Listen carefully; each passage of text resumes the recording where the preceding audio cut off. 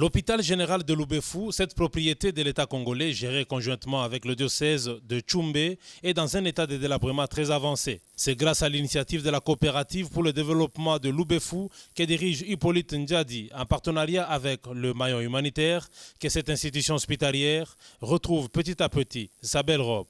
Cet aspect belge réfectionne le bloc opératoire qui n'existait presque plus. Les travaux de menuiserie se font sur place pour le remplacement des portes déjà usées, des fenêtres, ainsi que le plafond d'éternite par le plafond en bois. L'installation du réseau électrique qu'exécute le maillon humanitaire sera parachevée par la société belge Electrabel. Celle-ci viendra dans un futur proche installer les panneaux solaires en attendant l'arrivée de la société Altec qui fait les études pour la réhabilitation de la turbine de Loubefou qui fournira l'électricité 24/24 à l'hôpital et dans les maisons du personnel médical. Les latrines VIP sont en construction. Les citernes pour le stockage d'eau traitée sont placées dans l'enceinte de l'hôpital. À cela s'ajoute l'installation des unités de production de chlore pour la purification d'eau.